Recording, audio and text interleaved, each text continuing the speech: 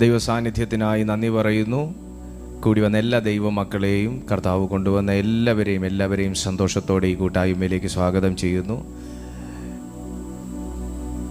വീണ്ടും ജനിച്ച ഒരു ദൈവ പൈതലിന് ദൈവസന്നിധിയിൽ നിന്ന് ദൈവം കൊടുക്കുന്ന അധികാരങ്ങളുണ്ടെന്ന് എല്ലാ ദൈവമക്കൾക്കും അറിയാം. നിങ്ങൾക്കറിയാം, ഞാൻ വീണ്ടും ജനിച്ചൊരു ദൈവ പൈതലാണ്.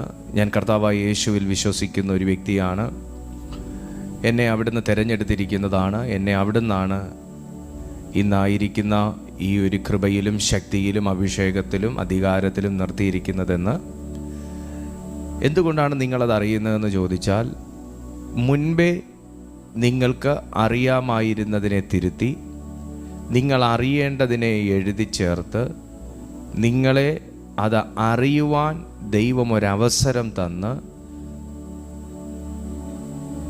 നിങ്ങൾക്കത് അറിയാനുള്ളൊരു മനസ്സ് ഉണ്ടായതുകൊണ്ടാണ് ഇന്ന് നിങ്ങൾ ആ സത്യം അറിഞ്ഞ് ജീവിക്കുന്നത്. അപ്പോൾ ദൈവം നമ്മുടെ മേൽ തന്ന അധികാരം, ദൈവം നമ്മളെ വിളിച്ച വിളിയും, നമ്മുടെ ഈ ലോകത്തിൽ അതിനെ ഞെരുക്കാനും ഇടുക്കാനും എടുത്തു കളയാനും ശ്രമിക്കുന്ന സാഹചര്യങ്ങളുമായി വളരെ വലിയ ഒരു ശത്രുത്വമാണ് പുലർത്തുന്നത്. നിങ്ങളുടെ വിളിയും നിങ്ങളുടെ വിളിയെ തകർക്കുന്ന സാഹചര്യങ്ങളും തമ്മിൽ ശത്രുതയിലാണ്. നിങ്ങളുടെ ആഗ്രഹവും ആ ആഗ്രഹത്തെ നടപ്പാക്കാൻ സമ്മതിക്കാതെ നിങ്ങളെ അലട്ടുന്ന ചിന്തകളും തമ്മിൽ ശത്രുതയിലാണ്. നിങ്ങളുടെ മേലുള്ള അഭിഷേകവും ലോകത്തിൻ്റെ ഇച്ഛയും തമ്മിൽ ശത്രുത്വത്തിലാണ്. കാരണം നിങ്ങളെന്ന വ്യക്തി ഒരു വ്യത്യസ്തനായത്, നിങ്ങളെന്ന വ്യക്തി ലോകത്തിൽ നിന്ന് വ്യത്യസ്തനായത്, നിങ്ങളെന്ന വ്യക്തി ദൈവത്തിൻ്റേത് എന്ന് പറയപ്പെട്ടത്, നിങ്ങളെന്ന വ്യക്തി ലോക മനുഷ്യനിൽ നിന്ന് വ്യത്യസ്തനായത്, നിങ്ങളെന്ന വ്യക്തി ലോകത്തിൽ പറയുന്ന ഭാഷയല്ലാതെ സ്വർഗീയമായ ഒരു ഭാഷ സംസാരിക്കുന്നത് എന്തുകൊണ്ടാണെന്ന് ചോദിച്ചാൽ നിങ്ങളെന്ന വ്യക്തിയെ എൻ്റെ ദൈവം പ്രത്യേകമായി തിരഞ്ഞെടുത്തതും അഭിഷേകം ചെയ്തതുമായ ഒന്നാകുന്നു. നിങ്ങളെന്ന വ്യക്തിയെ ദൈവം മറനീക്കി പുറത്തു കൊണ്ടുവന്നതാകുന്നു. നിങ്ങളെന്ന വ്യക്തിയിൽ നിഴലിച്ചു നിന്ന ഒരു മറയുള്ള സമയത്ത് ഇന്ന് നിങ്ങൾ അറിയുന്ന ശക്തി അറിഞ്ഞില്ല, ഇന്ന് നിങ്ങൾ നേടിയ ബലം നേടിയില്ല, ഇന്ന് നിങ്ങൾ ഉരുവിടുന്ന വചനങ്ങൾ നിങ്ങൾ അറിഞ്ഞില്ല, ഇന്ന് നിങ്ങൾ വിശ്വസിക്കുന്ന രീതിയിൽ വിശ്വസിച്ചില്ല. നിങ്ങൾ അറിയാത്ത പലതും നിങ്ങൾ അറിയേണ്ട പലതും നിങ്ങൾ ഇന്നറിഞ്ഞതിൻ്റെ പിന്നിൽ ദൈവം നിങ്ങളുടെ മേൽ വ്യാപരിച്ചിരുന്ന ഒരു മറയെ നീക്കി എന്നുള്ളതാണ് സത്യം. അപ്പോൾ നമ്മുടെ ദൈവത്തിൻ്റെ പ്രവൃത്തികളിൽ ഒന്നെന്ന് പറയുന്നത് മറ നീക്കുന്ന ഒരു പ്രവൃത്തിയാണ്. എന്താണ് മറ എന്ന് പറയുന്നത്? കാണാമാകുന്ന ഒരു വസ്തുവിനെ മറയ്ക്കത്തക്ക നിലയിൽ അതിൻ്റെ മുകളിൽ എന്തൊന്നുകൊണ്ട് കവർ ചെയ്യുന്നോ, എന്തൊന്നുകൊണ്ട് മൂടുന്നോ അതിനെ മറ എന്ന് നമുക്ക് പറയാം. ഇപ്പം ഞാൻ എന്ന വ്യക്തിയുടെ മുകളിൽ, കാണാൻ കഴിയുന്ന ഞാൻ എന്ന വ്യക്തിയുടെ മുകളിൽ എന്നെ കാണാതെ വണ്ണം എന്തൊന്നുകൊണ്ട് മറയ്ക്കുന്നോ, മറ്റൊരു വ്യക്തിക്ക് എന്നെ കാണാതെ വണ്ണം എന്തൊന്നുകൊണ്ട് മറയ്ക്കുന്നോ അതിനെ എന്നെ മറയ്ക്കുന്ന മറയെന്ന് പറയാം. യേശുവിൻ്റെ നാമത്തിൽ ഇന്ന് ഈ സന്ദേശം കേട്ടുകൊണ്ടിരിക്കുന്ന ചിലരെ ദൈവം മറനീക്കി പുറത്തു കൊണ്ടുവന്നവരാണ്. ഇന്ന് ഇതിനകത്ത് അറ്റൻഡ് ചെയ്തുകൊണ്ടിരിക്കുന്ന ചിലരെ മറനീക്കി പുറത്തു കൊണ്ടുവരാനും കർത്താവ് തീരുമാനിച്ചിരിക്കുകയാണ്. നിങ്ങളുടെ ജീവിതത്തിലെ മറയെ, നിങ്ങൾ കാണേണ്ടതിനെ മറയ്ക്കുന്ന മറയെ, നിങ്ങൾ എടുക്കേണ്ടതിനെ മറയ്ക്കുന്ന മറയെ, നിങ്ങളുടെ കണ്ണ് കാണേണ്ടുന്നതിനെ മറയ്ക്കുന്ന മറയെ നീക്കുന്ന ഒരു ദൈവശക്തിയെ സ്വാഗതം ചെയ്യുന്നവരാരെങ്കിലും ഇതിനകത്തുണ്ടെങ്കിൽ ഈ പ്രാരംഭ സമയം തന്നെ കൈകൾ അടിച്ചോ, കൈകൾ ഉയർത്തിയോ, പ്രതികരിച്ചോ ദൈവത്തിന് നന്ദി പറഞ്ഞു തുടങ്ങിയാട്ടെ. യേശുവിൻ്റെ നാമത്തിൽ നിങ്ങളുടെ നാവിൻ്റെ മറ നീക്കി നിങ്ങളുടെ നാവിന്മേൽ വെച്ച് തന്ന പുതുഭാഷയാണ് അന്യഭാഷ. നിങ്ങളുടെ നാവിൻ്റെ മറ നീക്കി നാവിന്മേൽ വെച്ച് തന്ന പുതുഭാഷയാണ് അന്യഭാഷ. നിങ്ങളിൽ വ്യാപരിച്ചിരുന്ന ഇരുട്ടിൻ്റെ ശക്തികളെ നീക്കം ചെയ്തിട്ട്, ഇരുട്ടിൻ്റെ മറയെ, ഇരുട്ടിൻ്റെ പ്രവൃത്തികളെ നീക്കം ചെയ്തിട്ട് ദൈവത്തിൻ്റെ ആത്മാവ് നിങ്ങളുടെ മേൽ വെച്ച് തന്നവനാണ് നമ്മുടെ ദൈവം. ആ ആത്മാവ് കൊണ്ട് ആരാധിക്കാൻ കഴിയുമെങ്കിൽ, ആ ആത്മാവ് കൊണ്ട് സ്തുതിക്കാൻ കഴിയുമെങ്കിൽ, ആ ബലം കൊണ്ട് നിങ്ങൾക്കെതിരെ നിൽക്കുന്നതിനെ തകർക്കാൻ നിങ്ങൾക്ക് കഴിയുമെന്ന് ബോധ്യമുണ്ടെങ്കിൽ ഈ സെക്കൻഡിൽ ആ ബലം പ്രയോഗിച്ചു തുടങ്ങുക.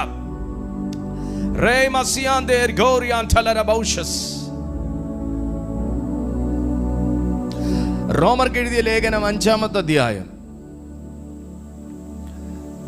റോമർക്ക് എഴുതിയ ലേഖനം 5-ാമത്തെ അധ്യായം അതിൻ്റെ ഹല്ലേലൂയ 12 മുതൽ 21 വരെയുള്ള വാക്യങ്ങൾ നമുക്ക് നോക്കാം. പക്ഷേ 21 വരെ വായിക്കാൻ പറ്റുമെന്ന് തോന്നുന്നില്ല. 12-ാമത്തെ വാക്യം നോക്കിക്കേ. അതുകൊണ്ട് ഏക മനുഷ്യനാൽ പാപവും പാപത്താൽ മരണവും ലോകത്തിൽ കടന്നു. ഇങ്ങനെ എല്ലാവരും പാപം ചെയ്യുകയാൽ മരണം സകല മനുഷ്യരിലും പരന്നിരിക്കുന്നു. ഈ വാക്ക് നിങ്ങൾ ശ്രദ്ധിച്ചായിരുന്നോ? പരന്നിരിക്കുന്നു എന്നാണ് പറയുന്നത്. പരന്നിരിക്കുന്നു. ലോകത്തിൽ കടന്ന പാപം മനുഷ്യനിലേക്ക് കടന്നു, പാസ് ചെയ്തു അവിടെ ഇംഗ്ലീഷിൽ കിടക്കുന്നത്. So death passed upon all men, for that all have sinned. Wherefore, as by one man sin entered into the world, and death by sin, and so death passed upon all men, for that all have sinned. പാപം ഭൂമിയിൽ കടന്നു. പാപം ചെയ്യിക്കുന്നവൻ ഭൂമിയിൽ കടന്നു. പാപിയായവൻ, ആദിയിൽ പാപിയായവൻ സാത്താൻ, അവൻ ഭൂമിയിൽ കടന്നു. അവൻ ഭൂമിയിൽ അവൻ്റെ പ്രവൃത്തി കടന്നതോടെ ആ പ്രവൃത്തിയെ ഭൂമിയിലുണ്ടായിരുന്ന മനുഷ്യനിലേക്ക് അവൻ പകരാൻ ശ്രമിച്ചു. ആദ്യം പാസ് ചെയ്തത് പാപമാണ്. പാസ് ചെയ്ത പാപം മനുഷ്യനിലേക്ക് സഞ്ചരിക്കാൻ തുടങ്ങി. ആദ്യം പ്രവേശിച്ചത് തകർക്കുന്ന ആത്മാവാണ്. തകർക്കുന്ന ആത്മാവ് പണിയേണ്ട മനുഷ്യനിലേക്ക് പ്രവേശിക്കാൻ തുടങ്ങി. ആദ്യം പ്രവേശിച്ചത് ദൈവത്തോട് മത്സരിച്ചവനാണ്. മത്സരിച്ചവൻ ദൈവത്തോടു കൂടെ ചേർന്ന് നിൽക്കേണ്ടവനെ, ദൈവത്തെ അനുസരിക്കുന്നവനെ, ദൈവത്തെ പ്രസാദിപ്പിക്കുന്നവനിലേക്ക് മത്സരിപ്പിക്കുന്ന ആത്മാവോടുകൂടെ കടക്കാൻ ശ്രമിച്ചു. നോക്കിക്കേ, എല്ലാത്തിനകത്തും ഒരു സിമിലാരിറ്റി ഉണ്ട്. എന്താണോ അവൻ്റെ പ്രകൃതം, ആ പ്രകൃതം അവൻ മനുഷ്യനിലേക്ക് കടത്താൻ ശ്രമിക്കുന്നു. എന്തിനത് ശ്രമിക്കുന്നു? എന്താണോ ദൈവത്തിൻ്റെ പ്രകൃതം, ആ പ്രകൃതം അവൻ മനുഷ്യനിൽ പകർന്നു എന്ന് തിരുവെഴുത്ത് പറയുമ്പോൾ, എന്തായി ദൈവം ഇരിക്കുന്നുവോ അതുപോലെ നമ്മെ ഇരുത്തിയിരിക്കുന്നു എന്ന് ദൈവത്തിൻ്റെ വചനം പഠിപ്പിക്കുമ്പോൾ, എന്തായി ദൈവം തുടരുന്നുവോ അതുപോലെ തുടരുവാൻ ഒരു മനുഷ്യനെ ദൈവം സൃഷ്ടിച്ചു, അതുപോലെ ജീവിക്കുവാൻ ഒരു മനുഷ്യനെ സൃഷ്ടിച്ചു. അങ്ങനെ തന്നെ അവനെ നിർത്തിയിരിക്കുന്നു എന്ന് ദൈവത്തിൻ്റെ വചനം പറയുമ്പോൾ, അതിന് നേരെ ഓപ്പോസിറ്റായിട്ട് സാത്താൻ എങ്ങനെ ഇരിക്കുന്നുവോ, സാത്താനിൽ എന്തിരിക്കുന്നുവോ, സാത്താൻ്റെ പ്രവൃത്തി എന്തോ അത് മനുഷ്യനിലേക്ക് പാസ് ചെയ്യാൻ ശ്രമിക്കുന്ന സാത്താൻ്റെ ഈ പ്രവൃത്തി എന്തിനാണ് എന്ന് ചോദിച്ചാൽ, നിങ്ങളിൽ ഇരിക്കേണ്ടത് ഇരുന്നാൽ നിങ്ങളാകേണ്ടതുപോലെയാകും. നിങ്ങളിൽ ദൈവത്തിൻ്റേത് ഇരുന്നാൽ നിങ്ങൾ ദൈവത്തെ പോലെയാകും. നിങ്ങൾ ദൈവത്തെ പോലെ ഇരുന്നാൽ ദൈവം പരാജയപ്പെട്ട ഒന്നല്ല. ദൈവം ജയാളിയായി തുടരുന്നു.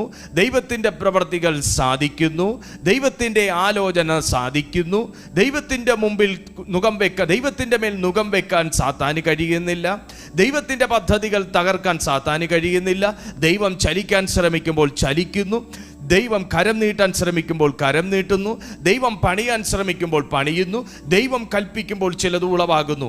ഇത് തന്നല്ലേ ദൈവത്തിൻ്റെ മനുഷ്യൻ എന്ന് വിളിക്കപ്പെടുന്ന, മാൻ ഓഫ് ഗോഡ് എന്ന് വിളിക്കപ്പെടുന്ന, ദൈവത്തിൻ്റെ സ്വന്തം രൂപത്തിലും ഛായയിലും സൃഷ്ടിച്ച ഒരു മനുഷ്യനിലൂടെയും, അതേ ദൈവത്തിൻ്റെ ആത്മാവിൽ തന്നെ ജീവിക്കുന്ന മനുഷ്യനിലൂടെ ദൈവത്തിൻ്റെ ആത്മാവ് ചെയ്തെടുക്കുന്നത്. അവൻ കൽപ്പിക്കുമ്പോൾ ചിലത് നടക്കുന്നു. ദൈവത്തിൻ്റെ മനുഷ്യനായ മോശ കൽപ്പിച്ചപ്പോൾ ചെങ്കടൽ പിളർന്നു. ദൈവത്തിൻ്റെ മനുഷ്യനായ യോശുവ കൽപ്പിച്ചപ്പോൾ തടസ്സങ്ങൾ തകർന്നു. ദൈവത്തിൻ്റെ മനുഷ്യനായ നെഹമ്യാവ് കൈനീട്ടിയപ്പോൾ തകർക്കപ്പെട്ട ആലയം പണിതു. ദൈവത്തിൻ്റെ അഭിഷിക്തനായ പൗലോസ് മുഷിഞ്ഞു നോക്കിയപ്പോൾ ഭൂതം വിട്ടുപോയി. ദൈവത്തിൻ്റെ മനുഷ്യനായ യേശുക്രിസ്തു കൈനീട്ടിയപ്പോൾ രോഗികൾ സൗഖ്യമായി. അങ്ങനെ സ്വർഗത്തിലിരിക്കുന്ന ദൈവം എന്തൊന്ന് ചെയ്യാൻ ആഗ്രഹിക്കുന്നോ അത് ഭൂമിയിൽ ദൈവം അപ്പോയിന്റ് ചെയ്തിരിക്കുന്ന ഒരു മനുഷ്യനിലൂടെ ചെയ്യാൻ ഇന്നും ആഗ്രഹിക്കുന്നത് കൊണ്ടും ആ പദ്ധതി എടുത്തു കളഞ്ഞിട്ടില്ലാത്തത് കൊണ്ടും സാത്താൻ ഭയപ്പെടുന്നു, സാത്താൻ ശ്രമിക്കുന്നു. എന്താണ്? താങ്കൾ കൽപ്പിച്ചാൽ നടക്കരുത്, താങ്കൾ കൈനീട്ടിയാൽ സൗഖ്യമാകരുത്, താങ്കൾ എഴുന്നേറ്റ് നിന്നാൽ ഭൂതങ്ങൾ പുറത്തു പോകരുത്, താങ്കൾ പ്രാർത്ഥിച്ചാൽ വിടുതൽ നടക്കരുത്. എന്തുകൊണ്ട്? അതിനായി അവൻ്റെ ആത്മാവിനെ നിങ്ങളിലേക്ക് പാസ് ചെയ്യുന്നു. സാത്താൻ്റെ ആത്മാവിനെ, സാത്താൻ്റെ തകർച്ചയെ, സാത്താൻ്റെ നിരാശയെ, അങ്ങനെ എന്തൊന്ന് പ്രകാശത്തിനെതിരായി നിൽക്കുന്നു, എന്തൊന്ന് ദൈവത്തിന് എതിരായി നിൽക്കുന്നു, അത് ഒരു മനുഷ്യൻ്റെ മേൽ പകരാൻ അവൻ ആഗ്രഹിക്കുന്നു. ഇന്ന് ദൈവത്തിൻ്റെ മനുഷ്യർ എന്നെ കണ്ടുകൊണ്ടിരിക്കുമ്പോൾ, ദൈവത്തിന്റെ മനുഷ്യർ എന്നെ കണ്ടുകൊണ്ടിരിക്കുമ്പോൾ, നിങ്ങൾ അറിയുന്നോ, നിങ്ങൾ പാർക്കുന്ന ഭവനം പോലും ദൈവത്തിന്റെ തെരഞ്ഞെടുപ്പിനകത്തുള്ളതാണെന്ന്? നിങ്ങൾ അറിയുന്നോ, നിങ്ങളുടെ മക്കൾ പോലും ദൈവത്തിന്റെ തെരഞ്ഞെടുപ്പിനകത്തുള്ളതാണെന്ന്? നിങ്ങൾ അറിയുന്നോ, നിങ്ങളുടെ സഭ, നിങ്ങളുടെ ചേർച്ച് പോലും ദൈവത്തിന്റെ പദ്ധതിക്കകത്ത് തെരഞ്ഞെടുപ്പിനകത്തുള്ളതാണെന്ന്? എന്നാൽ ഇതിനകത്തേക്ക് പ്രവേശിക്കുകയും പുറത്തേക്ക് ഇറങ്ങുകയും ചെയ്യുന്ന, ഇതിനകത്ത് വ്യാപരിക്കുന്ന ആത്മാവിലും അതിന്റെ നിറത്തിലുമാണ് കാര്യം. ഒന്നുകൂടെ, ഇതിനകത്ത് വ്യാപരിക്കുന്ന ആത്മാവിലും അതിന്റെ നിറത്തിലുമാണ് കാര്യം. ദൈവത്തിന്റെ ആത്മാവ് വെണ്മയുള്ള പ്രാവായി യേശുവിന്റെ മേൽ ഇറങ്ങി എന്ന് പറയുമ്പോൾ, വെണ്മ വിശുദ്ധിയെ കാണിക്കുന്നു, വെണ്മ പ്യൂരിറ്റിയെ കാണിക്കുന്നു, വെണ്മ സുതാര്യതയെ കാണിക്കുന്നു, വെണ്മ ഐശ്വര്യത്തെ കാണിക്കുന്നു, വെണ്മ സമാധാനത്തെ കാണിക്കുന്നു, വെണ്മ ശക്തിയെ കാണിക്കുന്നു. എന്നാൽ സാത്താന്റെ നിറം ഇരുട്ടിന് പ്രകാശവുമായി കാര്യമില്ല. ഈ ഭൂമിയിൽ പ്രകാശത്തിൽ ജീവിച്ച യേശുവിന് ഈ ലോകത്തിലെ പ്രഭുവുമായി ഒരു കാര്യവുമില്ല എന്ന് യേശു പറഞ്ഞിരിക്കുന്നു. അതുകൊണ്ട് എൻ്റെ ഭവനത്തിനകത്ത് കയറിയിറങ്ങുന്ന, എൻ്റെ മക്കളിൽ കയറിയിറങ്ങുന്ന, എൻ്റെ സഭയിൽ കയറിയിറങ്ങുന്ന, എൻ്റെ മേൽ കയറിയിറങ്ങുന്ന ആത്മാവിൻ്റെ നിറം, വെളുപ്പം, അത് ദൈവത്തിൻ്റെ ആത്മാവ് മാത്രമാണെന്ന് എനിക്ക് ഉറപ്പിക്കാൻ കഴിയുന്നുവെങ്കിൽ, എൻ്റെ പ്രവൃത്തിയിലൂടെ അത് വെളിപ്പെട്ടു വരുന്നെങ്കിൽ, എൻ്റെ പ്രവൃത്തിയിലൂടെ ആ ദൈവാത്മാവിൻ്റെ പ്രവൃത്തികളാണ് വെളിപ്പെട്ടു വരുന്നതെങ്കിൽ, എനിക്ക് ഉറപ്പിച്ച് പറയാൻ കഴിയും, ഞാൻ മറ നീങ്ങിയ മനുഷ്യൻ, ഞാൻ മറ നീങ്ങിയ മനുഷ്യൻ. I am the man of God. ഞാൻ മറ നീങ്ങിയ മനുഷ്യൻ. നിങ്ങൾക്ക് പറയാൻ കഴിയും, ഞാൻ മറ നീങ്ങിയ വ്യക്തി, ഞാൻ മറ നീങ്ങിയ മനുഷ്യൻ, എൻ്റെ ഭവനം മറ നീങ്ങിയ ഭവനം. ഇന്ന് ഞാൻ ആത്മാവിൽ പ്രവചിക്കുന്നു, ഈ വേർഡ് പറഞ്ഞ് ഞാൻ ഇന്ന് ശുശ്രൂഷിച്ചു കൊണ്ടിരിക്കുമ്പോൾ വ്യക്തികളെ മറയ്ക്കുന്ന മറകൾ നീങ്ങി തുടങ്ങട്ടെ. ഓരോ വ്യക്തികളെയും മറയ്ക്കുന്ന മറ നീങ്ങി തുടങ്ങട്ടെ. ഓരോ ചിന്തകളെയും മറയ്ക്കുന്ന മറ നീങ്ങി തുടങ്ങട്ടെ. ബുദ്ധിയെ മറയ്ക്കുന്ന മറ, ഓർമ്മയെ മറയ്ക്കുന്ന മറ, ചിന്തയെ മറയ്ക്കുന്ന മറ, പ്രവൃത്തിയെ മറയ്ക്കുന്ന മറ, ജോലിയെ മറയ്ക്കുന്ന മറ, വാഗ്ദത്തത്തെ മറയ്ക്കുന്ന മറ, യേശുവിന്റെ നാമത്തിൽ. Come on. Ramtenele bonto sikalta mahanta. ഈ സെക്കൻഡിൽ ദൈവത്തിന്റെ രാജ്യം തുറക്കട്ടെ, ദൈവത്തിന്റെ രാജ്യം തുറക്കട്ടെ. മാറ നീങ്ങുന്ന ഒരു ദൈവശക്തി വ്യാപരിക്കട്ടെ, മാറ നീങ്ങുന്ന ദൈവശക്തി വ്യാപരിക്കട്ടെ. നിങ്ങളുടെ ഭവനത്തിൽ നിങ്ങളെ ബാൻ ചെയ്ത മുദ്ര ക്യാൻസൽ ആകുന്നു. നിങ്ങളുടെ ഭവനത്തിൽ നിങ്ങളെ ബാൻ ചെയ്ത മുദ്ര ക്യാൻസൽ ആകുന്നു. നിങ്ങളുടെ മേൽ വ്യാപരിക്കുന്ന തിന്മയുടെ ശക്തിയോട് കൽപ്പിക്കുക, ഞാൻ ദൈവം തെരഞ്ഞെടുത്തൊരു മനുഷ്യനാണ്. യൂട്യൂബിലുള്ളവരൊന്ന് കമന്റ് ഇട്ടേ, ഞാൻ ദൈവം തിരഞ്ഞെടുത്തൊരു മനുഷ്യനാണ്, ഞാൻ ദൈവം തിരഞ്ഞെടുത്തൊരു മനുഷ്യനാണ്, ഞാൻ ദൈവം തിരഞ്ഞെടുത്തൊരു മനുഷ്യനാണ്.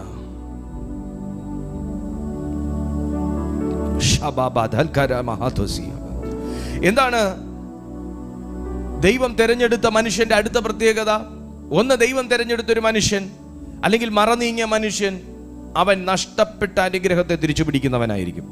അതാണ് നമ്മൾ പറഞ്ഞത്, ഏക മനുഷ്യനാൽ പാപം, ഇരുട്ട്, തളർച്ച, തകർച്ച, അശുദ്ധി മനുഷ്യനിലേക്ക് പ്രവേശിച്ചു. എന്നാൽ ദൈവത്തിന്റെ ആത്മാവിനാൽ നാം തിരിച്ചു പിടിച്ചപ്പോൾ നഷ്ടപ്പെട്ടു പോയ ഒരു അനുഗ്രഹമാണ് തിരിച്ചു പിടിക്കുന്നത്. എത്ര പേർക്ക് മനസ്സിലായത്? നഷ്ടപ്പെട്ടു പോയൊരു അനുഗ്രഹം തിരിച്ചു പിടിക്കണമെങ്കിൽ, കേട്ടെ, നഷ്ടപ്പെട്ടു പോയ ജോലി, നഷ്ടപ്പെട്ടു പോയ സമാധാനം, നഷ്ടപ്പെട്ടു പോയ കൃപാവരങ്ങൾ, നഷ്ടപ്പെട്ടു പോയ അഭിഷേകം, നഷ്ടപ്പെട്ടു പോയ കൂട്ടായ്മ തിരിച്ചു പിടിക്കണമെങ്കിൽ, അതിനുവേണ്ടി പ്രാർത്ഥിക്കുക എന്നതിനേക്കാൾ ഉപരി ആ ഏദനിൽ നഷ്ടപ്പെട്ടു പോയ ആത്മസാന്നിധ്യം മനുഷ്യനിൽ തിരിച്ചു വന്നതുപോലെ നിങ്ങൾ ആ സാന്നിധ്യം തിരിച്ചു പിടിക്കണം. സാന്നിധ്യം തിരിച്ചു പിടിക്കണം. സാന്നിധ്യം തിരിച്ചു പിടിക്കണം. ഞാൻ ആത്മാവിൽ പ്രവചിക്കുന്നു, ഞാൻ പ്രവചിക്കുകയാണ്, ഇന്ന് ഈ മീറ്റിങ്ങിനകത്ത് നഷ്ടപ്പെട്ടു പോയ അനുഗ്രഹങ്ങൾ തിരിച്ചു വരാൻ പോകുന്നു. നഷ്ടപ്പെട്ടു പോയ ഭയങ്കര അനുഗ്രഹിക്കപ്പെട്ട നിലയിൽ ജീവിച്ചിട്ട് ഇപ്പൊ ഒന്നും ഇല്ലാത്തതുപോലെ നിൽക്കുന്ന ചില കൂട്ടർ ഈ മീറ്റിങ്ങിനകത്തുണ്ട്. നല്ല ജോലിയിലിരുന്നു. കമോൺ, ഇതൊരു പ്രൊഫറ്റിക്കൽ മെസ്സേജ് ആണെന്ന് എനിക്ക് ഇപ്പോഴാണ് മനസ്സിലായത്. നല്ല ജോലിയിലിരുന്നു, നല്ലൊരു സാലറി പാക്കേജിലിരുന്നു, നല്ലൊരു കൺട്രിയിലിരുന്നു, നല്ലൊരു പൊസിഷനിലിരുന്നു. പക്ഷെ ഇന്ന് ഈ തീയതിയിൽ നോക്കുമ്പം അതിൽ നേരെ 50% കട്ട് ഡൗൺ ആയ നിലയിൽ 50% നഷ്ടപ്പെട്ടൊരു മനുഷ്യനായി നിങ്ങൾ തുടരുന്നു. മറ്റു ചിലരുടെ കാര്യം ഇതുപോലിരുന്നു, പക്ഷെ ഇന്ന് ഒന്നും ഇല്ലാത്തൊരു മനുഷ്യനെ പോലെ ജീവിച്ചു. നല്ലൊരു ഭവനത്തിൽ ജീവിച്ചു, ഇന്ന് വാടക വീട്ടിൽ ജീവിക്കേണ്ട ഒരവസ്ഥ. നല്ല രീതിയിൽ മക്കളും കുടുംബമായിട്ട് ജീവിച്ചു, ഇന്ന് ഒറ്റപ്പെട്ട് ജീവിക്കുന്ന അവസ്ഥ. നല്ലൊരു ആരാധനാലയത്തിൽ ആരാധിച്ച് ശക്തിയോടെ നിന്നു, പക്ഷേ ഇന്ന് എവിടെ പോകണമെന്ന് പോലും അറിയാത്ത ഒരവസ്ഥ. എല്ലാവരും കണ്ടാൽ അഭിനന്ദിക്കുന്ന, അപ്രീഷിയേറ്റ് ചെയ്യുന്ന, വില വയ്ക്കുന്ന ഒരു നല്ല വ്യക്തിയായിരുന്നു. പക്ഷേ ഇന്ന് ആരും ഇല്ലാത്തതുപോലെ, ഇന്ന് ആര് കണ്ടാൽ പോലും തിരിഞ്ഞു നോക്കാത്തതുപോലെ താഴ്ന്നൊരനുഭവത്തിലേക്ക്, താഴ്ചയിലേക്ക് ചവിട്ടിത്തള്ളിയിട്ടതുപോലെ നിലം പതിച്ച് കിടക്കുന്നൊരു മനുഷ്യനെ പോലെ ജീവിക്കുന്ന അവസ്ഥ. ഇവിടെയോ എവിടെയോ എവിടെയോ എവിടെയോ എവിടെയോ എന്തോ ഒന്ന് മാറിക്കയറി. നല്ല ആരാധിച്ചൊരു വ്യക്തി ഇന്ന് ആരാധനയില്ലാത്തൊരു വ്യക്തി. നല്ല ശുശ്രൂഷയുണ്ടായിരുന്ന ഒരു വ്യക്തി ഇന്ന് ശുശ്രൂഷയില്ലാത്ത ഒരു വ്യക്തി. നല്ല വെളിപ്പാടുണ്ടായിരുന്ന ഒരു വ്യക്തി ഇന്ന് വെളിപ്പാടേ ഇല്ലാത്തൊരു മനുഷ്യൻ. ജീവിക്കാൻ പോലും എങ്ങനെയെന്ന് മറന്നുപോയൊരു മനുഷ്യൻ. ആ അവസ്ഥയിൽ നിങ്ങൾ താണു കിടക്കുന്ന ഒരു അനുഭവത്തിലാണ് ഇന്ന് ഈ സന്ദേശം കേട്ടു തുടങ്ങുന്നതെങ്കിൽ, ഇന്ന് ഈ സന്ദേശം കേൾക്കുന്നതെങ്കിൽ, ഞാൻ ആത്മാവിൽ പറയുന്നു, ഏദനിൽ സാത്താൻ കൈകൊട്ടിയത് എന്തിനാണെന്നറിയാമോ? നഷ്ടപ്പെട്ടേ എന്ന് വിളിച്ചുകൊണ്ടാണ്. നഷ്ടപ്പെടുത്തിയേ, ഞാൻ നഷ്ടപ്പെടുത്തിയേ, ദൈവത്തെ ഞാൻ കബളിപ്പിച്ചേ, മനുഷ്യന്റെ മേൽ അവനിട്ട പ്രകാശത്തിന്റെ മുകളിൽ ഞാൻ എൻ്റെ കറുത്ത പുതപ്പ് വിതച്ചേ, കറുത്ത പുതപ്പ് ഞാൻ വിരിച്ചേ, അവനെ ഞാൻ മറച്ചേ, ദൈവ സാന്നിധ്യത്തെ ഞാൻ മറച്ചേ, ദൈവശക്തിയെ ഞാൻ മറച്ചേ, ദൈവവുമായിട്ടുള്ള കമ്മ്യൂണിക്കേഷനെ ഞാൻ മറച്ചേ. ഇനി മനുഷ്യനില്ലായേ, ഇനി മനുഷ്യന്റെ മേൽ ഞാൻ വാഴും എന്ന് പറഞ്ഞ് സാത്താൻ അട്ടഹസിച്ച് ചിരിച്ച ഇടത്തു നിന്ന് പുത്രൻ തമ്പുരാൻ ഇറങ്ങി വന്ന് സാത്താന്റെ സകല സിസ്റ്റത്തെയും കൺഫ്യൂസ് ആക്കി നിർത്തിക്കൊണ്ട്, എല്ലാവരും ജയിക്കാൻ വാളും പരിചയം എടുക്കും, എല്ലാവരും ജയിക്കാൻ നാക്കുപയോഗിക്കും, എല്ലാവരും ജയിക്കാൻ മുഷ്ടിബലം ഉപയോഗിക്കും. പക്ഷെ സാത്താനെയും അവന്റെ ഏജന്റിനെയും ഏജൻസിയെയും കംപ്ലീറ്റ്ലി കൺഫ്യൂസ് ചെയ്തുകൊണ്ട് തികച്ചും ഒരു സാധാരണ മനുഷ്യനായി വന്ന് സാധാരണ മനുഷ്യനെ പോലെ ജീവിച്ച് അസാധാരണ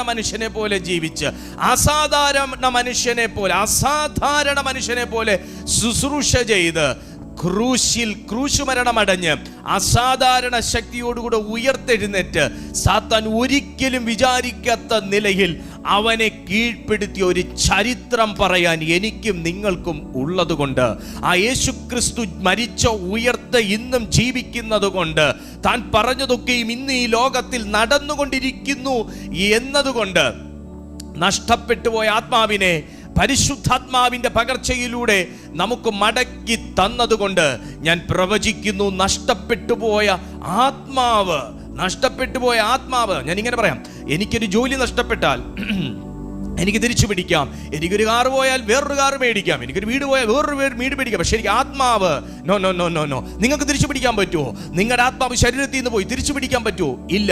പക്ഷെ നഷ്ടപ്പെട്ടു പോയ ആത്മാവിനെ വീട് കൊടുത്താൽ കിട്ടാത്ത, കാറ് കൊടുത്താൽ കിട്ടാത്ത, പണിയെടുത്താൽ കിട്ടാത്ത ദൈവത്തിൻ്റെ ആത്മാവിനെ എനിക്ക് സൗജന്യമായി യേശു മുഖാന്തരമായി പകർന്ന് തന്നത് എനിക്ക് ഭയങ്കര ബലവും ഭയങ്കര അനുഗ്രഹവുമായതുകൊണ്ട് ആത്മാവെന്നിൽ മടങ്ങി വന്നെങ്കിൽ, സുഹൃത്തെ, ആത്മാവും മടങ്ങി വന്നെങ്കിൽ, മലയാളം സംസാരിച്ചു കൊണ്ട് നിൽക്കുന്ന നിങ്ങൾ സ്വർഗത്തിന്റെ ഭാഷ സംസാരിക്കുന്ന ആത്മാവിനെ പ്രാപിച്ചെങ്കിൽ, സാധാരണ പ്രാർത്ഥനക്കാരിയായിരുന്നൊരു വ്യക്തി അസാധാരണമായി ഈ നാളുകളിൽ ഉപയോഗിക്കപ്പെടുന്നെങ്കിൽ, നിങ്ങൾ ദൈവിക സ്വപ്നങ്ങൾ കാണുന്നെങ്കിൽ, നിങ്ങൾ ദൈവവചനം വായിക്കുന്നെങ്കിൽ, അത് ആത്മാവ് നിങ്ങളിൽ മടങ്ങി വന്നതുകൊണ്ടാണ് എന്ന് നിങ്ങൾ തിരിച്ചറിയുന്നു എങ്കിൽ, നഷ്ടപ്പെട്ടുപോയ അനുഗ്രഹത്തെ തിരിച്ചു പിടിക്കാൻ ആ ആത്മാവ് മതി. ഇന്ന് ആത്മാവിനകത്തൊരു വീര്യത്തോട് വീര്യം ചേർക്കാൻ പരിശുദ്ധാത്മാവ് ആരോടോ പറയുന്നു. അങ്ങനെ തകർന്നിരിക്കുന്നവരെ, അങ്ങനെ നിരാശപ്പെട്ടിരിക്കുന്നവരെ, അങ്ങനെ കരഞ്ഞുകൊണ്ടിരിക്കുന്നവരെ ദൈവാത്മാവ് ഈ മെസ്സേജ് ഇന്ന് പ്രിപ്പയർ ചെയ്യുന്നത് നഷ്ടപ്പെട്ടുപോയ ഒരാത്മാവും നഷ്ടപ്പെട്ടുപോയ ഒരു അനുഗ്രഹവും തിരിച്ചു പിടിക്കാൻ നിന്നെ കണ്ടിരിക്കുന്നു എന്ന് പറയാനാണ്. ആ ജോലി മടങ്ങി വരും, ആ വിസ തിരിച്ചു കിട്ടും, ആ പാസ്പോർട്ട് നിങ്ങളുടെ കയ്യിൽ വരും, ആ വീടിന്റെ ജപ്തി ക്യാൻസൽ ആകും, ആ കുഞ്ഞിന്റെ വിവാഹം നടക്കും. ആ ദൈവത്തിന് വേണ്ടി നിങ്ങൾ പ്രയോജനപ്പെടും. യേശുവിന്റെ അധികാരമുള്ള നാമത്തിൽ ഇന്ന് അതിനെതിരായി നിൽക്കുന്ന ശത്രു തകരട്ടെ. ഇന്ന് അതിനെതിരായി നിൽക്കുന്ന വാക്കു തകരട്ടെ. ഇന്ന് അതിനെതിരായി നിൽക്കുന്ന ആലോചന ആരുടെയോ മേൽ നിയോഗങ്ങൾ വീഴുകയാണ്, ആരുടെയോ മേൽ നിയോഗങ്ങൾ വീഴുകയാണ്, ആരുടെ മേൽ നിയോഗങ്ങൾ വീഴുകയാണ് യേശുവിന്റെ നാമത്തിൽ.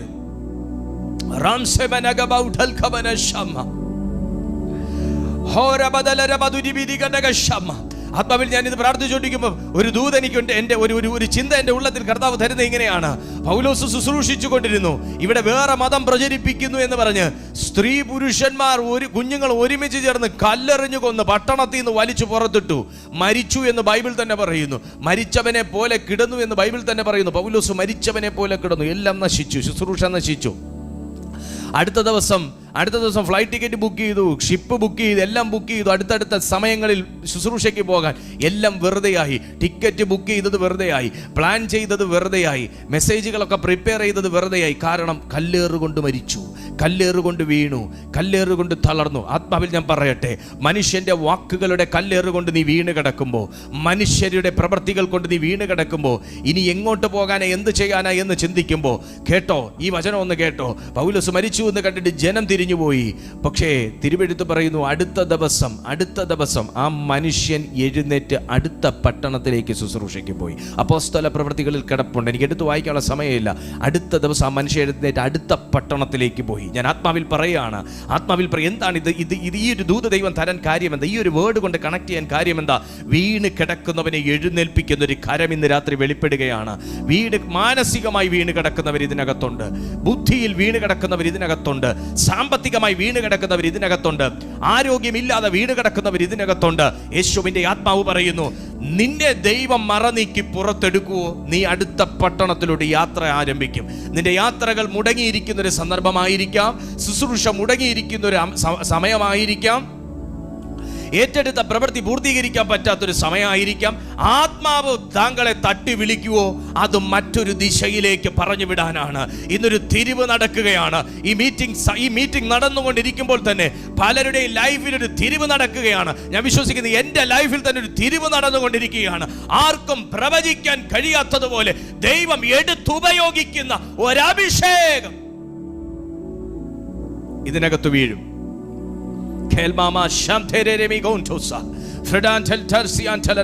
രണ്ടാമത്തെ പ്രത്യേകത എന്താണെന്നറിയാമോ? ഞാൻ എൻ്റെ വാക്ക് നിർത്തട്ടെ.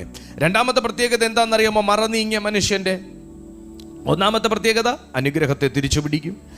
രണ്ടാമത്തെ പ്രത്യേകത പത്രോസിന്റെ രണ്ടാമത്തെ ലേഖനം 1-ാമത്തെ അധ്യായം 4-ാമത്തെ വാക്യം വായിക്കും. ഇങ്ങനെയാണ് പറയുന്നത്, അവയാൽ അവൻ നമുക്ക് വിലയേറിയതും അതിമഹത്വമായ വാഗ്ദത്തങ്ങളും. ഇന്ന് എന്നെ ഒന്ന് ശ്രദ്ധിച്ചേ. നിങ്ങൾക്ക് വേണ്ടി ആരും പ്രാർത്ഥിച്ചിട്ടില്ലായിരിക്കും, പക്ഷെ ദൈവാത്മാവ് നിങ്ങളോട് പറയുന്നു, നിങ്ങൾക്ക് വിലയേറിയത്, 1 വിലയേറിയത്, 2 അതിമഹത്തായത്, 3 വാഗ്ദത്തങ്ങൾ നൽകിയിരിക്കുന്നു. ഒന്ന് ശ്രദ്ധിച്ചിട്ട് നമുക്കിപ്പം പ്രയർ നിർത്താം. ഇപ്പം ഞാൻ എന്ന വ്യക്തി, എന്നെ ഒരാൾ വില കൽപ്പിക്കുന്നില്ലെങ്കിൽ എനിക്ക് ആപ്പിളിൻ്റെ മൊബൈൽ സമ്മാനിക്കുമോ? എനിക്ക് സാംസങ്ങിൻ്റെ വാച്ച് തരുമോ? എന്നെ കൊണ്ടുപോയി, ഇതെല്ലാം ആപ്പിളും സാംസങ്ങും ഒക്കെ പോട്ടെ, മനസ്സിലാവുന്ന ഭാഷ പറയാം, എന്നെ ഒരു ടീ ഷോപ്പിൽ കൊണ്ടുചെന്ന് എനിക്കൊരു ടീ മേടിച്ചു തരുമോ? നിങ്ങൾ പറ. എന്നെ സ്നേഹിക്കുന്നില്ല, എന്നെ ഇഷ്ടപ്പെടുന്നില്ല, എന്നെ അംഗീകരിക്കുന്നില്ല, അങ്ങനെ ഒരു വ്യക്തിയായി ഞാൻ നിൽക്കേ ആരെങ്കിലും എന്നെ കൊണ്ടുപോയി ഒരു ടീ മേടിച്ചു തരുമോ?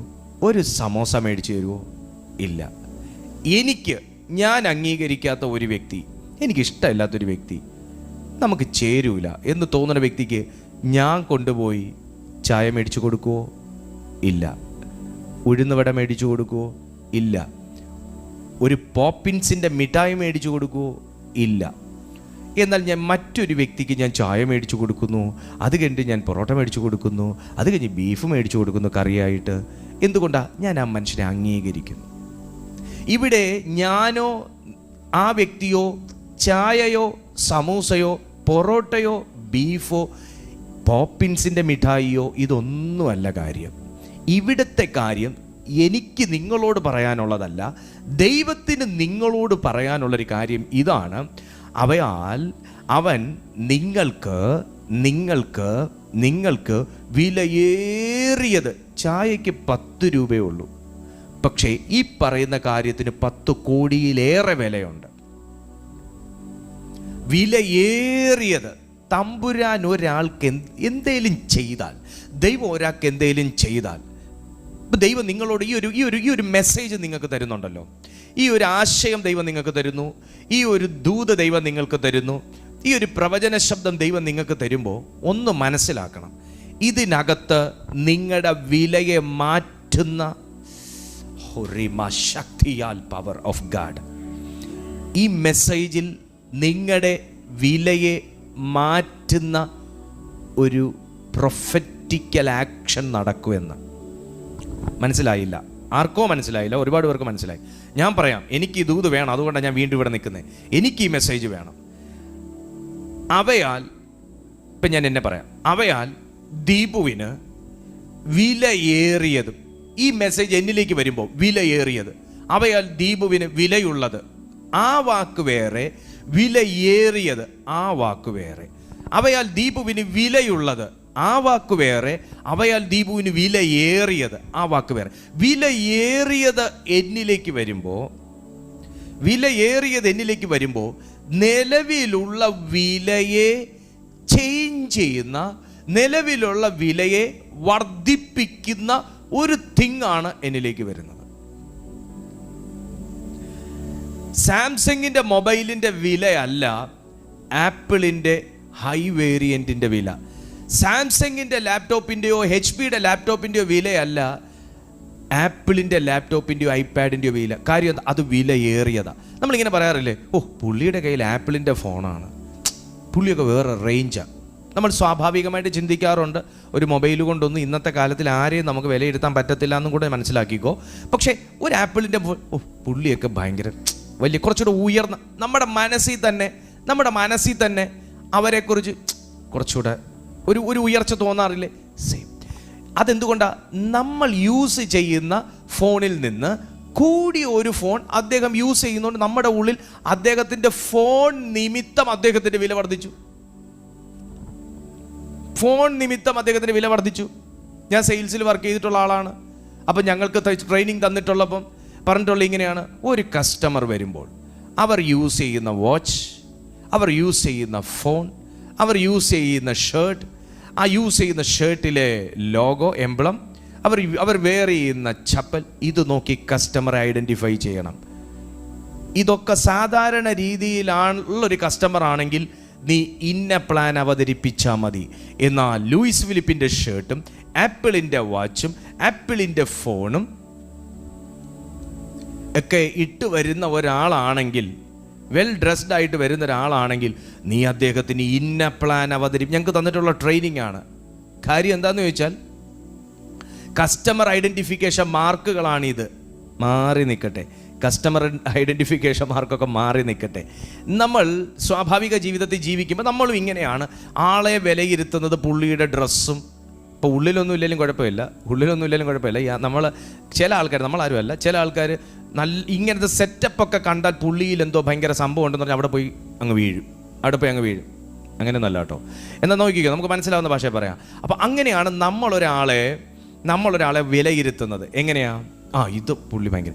അങ്ങനെയാണേൽ തിരുവെടുത്ത് പറയുന്നു, നിങ്ങൾക്ക് ദീപുവിന് വിലയേറിയത്. അപ്പം നിലവിലുള്ളതിനേക്കാൾ വിലയേറിയത് എന്തുകൊണ്ടാണെന്ന് ചോദിച്ചാൽ, വിലയേറിയ ഒന്ന് എൻ്റെ മേൽ പകരപ്പെട്ടത് കൊണ്ടാണ്. നമ്മൾ ഉപയോഗിക്കുന്ന ഫോണിനേക്കാൾ കൂടുതൽ വില കൊടുത്താലേ കിട്ടുന്നൊരു ഫോൺ അദ്ദേഹം ഉപയോഗിക്കുന്നുകൊണ്ടാണ് നമ്മൾ പറഞ്ഞത് അദ്ദേഹം ഭയങ്കര നമ്മളെക്കാൾ വലിയ സംഭവമാണ് എന്ന് നമ്മൾ പറഞ്ഞത്. അതുകൊണ്ട് തന്നെ തിരുവെഴുത്ത് പറയുന്നു, നിങ്ങളുടെ മേൽ വിലയേറിയത്. തീർന്നില്ല, വീണ്ടും ഉണ്ട്, അതിമഹത്തായത് തീർന്നില്ല, വാഗ്ദത്തങ്ങൾ. ഇത്രയും തമ്പുരാൻ പകർന്നിട്ട് പറയാണ്, ഇവയാൽ നിങ്ങൾ ലോകത്തിൻ മോഹത്താലുള്ള നാശം വിട്ടൊഴിഞ്ഞൊന്ന് ശ്രദ്ധിച്ചേ. ഈ വിലയേറിയത് നിങ്ങളുടെ ജീവിതത്തിൽ കയറിയ നാശം വിട്ടുപോയേ പറ്റൂ.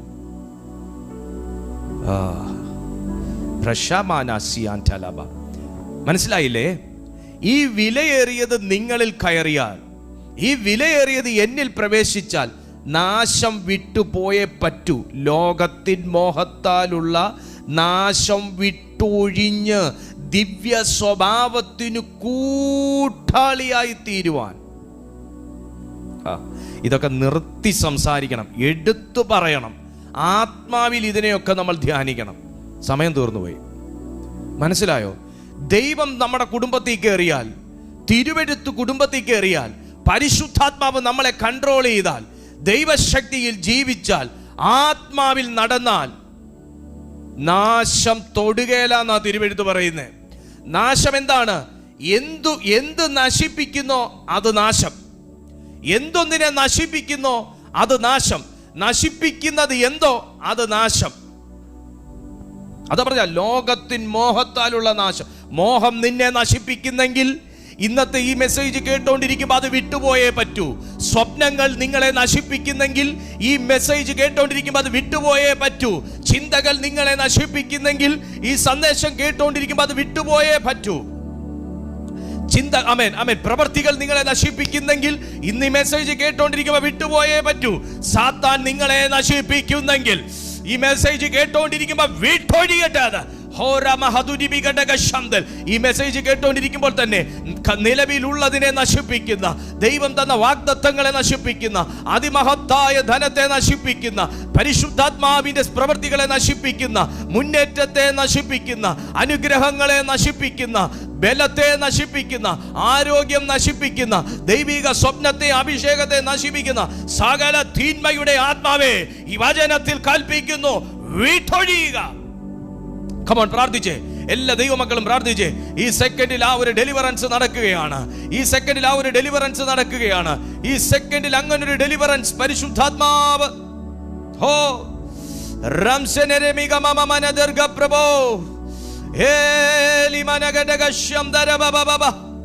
പ്രാർത്ഥിക്കാൻ കഴിയുന്ന എല്ലാവരും, സ്തുതിക്കാൻ കഴിയുന്ന എല്ലാവരും, സ്തോത്രം ചെയ്യാൻ കഴിയുന്ന എല്ലാവരും ഈ സമയം സ്തോത്രം ചെയ്യട്ടെ. ഒരു ഡെലിവറൻസ് ഇതിനകത്ത് നടന്നുകൊണ്ടിരിക്കുന്നു. പരിശുദ്ധാത്മാവ് ഇന്ന് ഇതിനകത്ത് ആരെയോ തേടി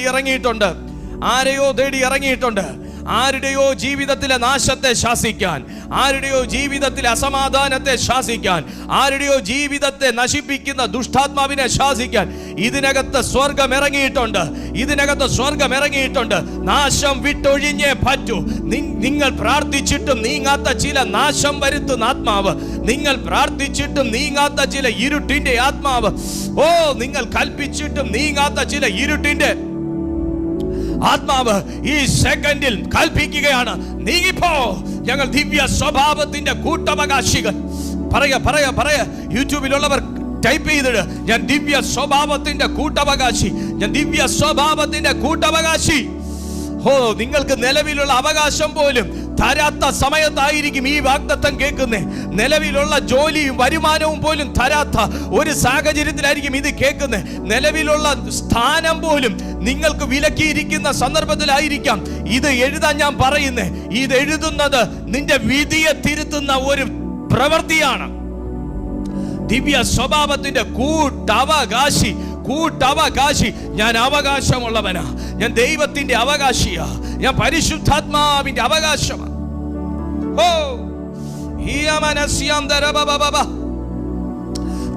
തിരിയുന്നു. ആരുടെയോ ജീവിതം തിരിഞ്ഞുകൊണ്ടിരിക്കുന്നു. ആരുടെയോ ചിന്തകൾ തിരിയുന്നു. ആരുടെയോ വെളിപ്പാടുകൾ തിരിയുന്നു. ആരുടെയോ ലൈഫ് സ്ട്രക്ചർ തന്നെ in the name of Jesus, life structure തന്നെ തിരിയുന്നു. ലൈഫ് സൈക്കിൾ തന്നെ തിരിയുന്നു. മാറി വരുന്ന തകർച്ചകൾ വിട പറയുകയാണ്. മാറി വരുന്ന രോഗം വിട പറയുകയാണ്. മാറി വരുന്ന അസ്വസ്ഥതകൾ വിട പറയുകയാണ്. Come on, ആ തീ ഇതിനകത്ത് കത്തട്ടെ. വിശ്വസിക്കുന്ന ദൈവ പൈതലിന്റെ മേൽ അഗ്നി കത്തട്ടെ. പരിശുദ്ധാത്മാവേ,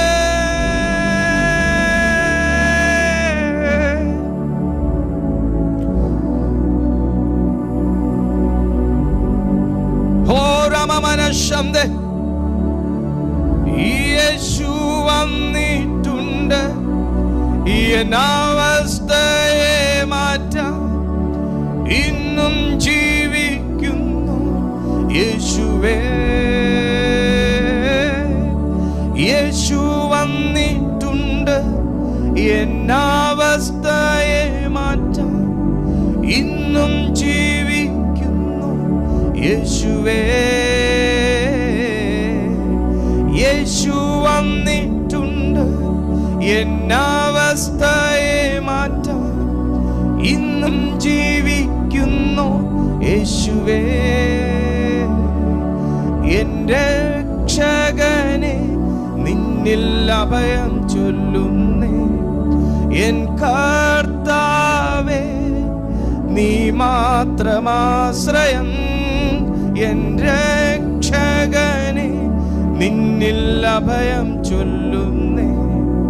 എൻ കർത്താവേ നീ മാത്രമാശ്രയം.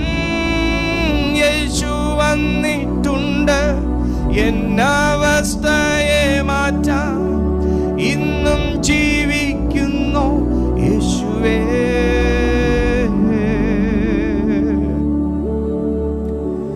എൻ്റെ കർത്താവ് ജീവിക്കുന്നത് കൊണ്ട് നിങ്ങളുടെ അവസ്ഥയ്ക്ക് മാറ്റമുണ്ട്. എൻ്റെ കർത്താവ് ഇന്നും ജീവിക്കുന്നത് കൊണ്ട് ഞാൻ മറ നീങ്ങിയവനാണ്.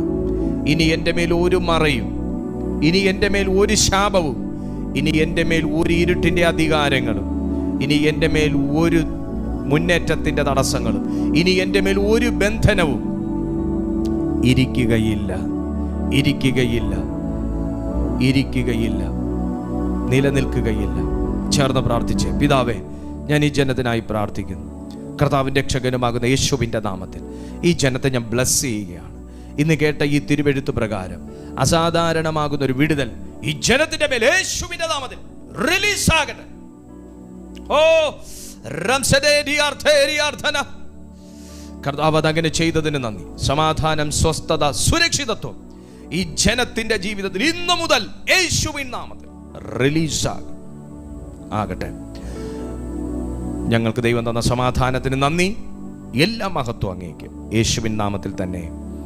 ആമേൻ. കരങ്ങൾ ഉയർത്തി കർത്താവിനെ മഹിമപ്പെടുത്തിയാട്ടെ. Hallelujah, hallelujah, hallelujah. നിങ്ങൾക്കറിയാലോ, എല്ലാ ദിവസവും രാവിലെ 6:30 വൈകുന്നേരം 6:30 ദൈവത്തിൻ്റെ മാറ്റമില്ലാത്ത തിരുവെഴുത്ത് ഈ പ്ലാറ്റ്ഫോമിൽ ശുശ്രൂഷിക്കപ്പെടുന്നു. ചാനൽ സബ്സ്ക്രൈബ് ചെയ്തിട്ടില്ലെങ്കിൽ സബ്സ്ക്രൈബ് ചെയ്തോളൂ. നിങ്ങൾക്ക് എല്ലാ ദിവസവും നോട്ടിഫിക്കേഷൻ കിട്ടും. തമ്മിൽ നമുക്ക് ഒരുമിച്ച് പ്രാർത്ഥനയിൽ ഓർക്കാം. നിങ്ങളെ ഓർത്ത് എല്ലാ ദിവസവും ഇവിടെ പ്രാർത്ഥിക്കുന്നു. നിങ്ങളുടെ പ്രാർത്ഥനാ വിഷയങ്ങൾ നിങ്ങൾ അയക്കുന്ന മുറയ്ക്ക് ഇവിടെ പ്രാർത്ഥിച്ചു കൊണ്ടിരിക്കുന്നു. ഇതാണ് ഞങ്ങളുടെ പ്രെയർ ലൈൻ നമ്പർ. വാട്സാപ്പാണ്. നിങ്ങൾക്ക് ഈ വാട്സാപ്പിൽ നിങ്ങളുടെ പ്രെയർ റിക്വസ്റ്റുകൾ ഇടാവുന്നതാണ്. തീർച്ചയായും ഞങ്ങൾ നിങ്ങൾക്കായി പ്രാർത്ഥിക്കും. അടുത്ത ദിവസം നമുക്ക് ഒരുമിച്ച് കാണാം. അതുവരെ അത്യുന്നതനാം കർത്താവിൻ്റെ ചിറകടിയിൽ ദൈവം നമ്മളെ സൂക്ഷിക്കട്ടെ. God bless you, God bless you, God bless.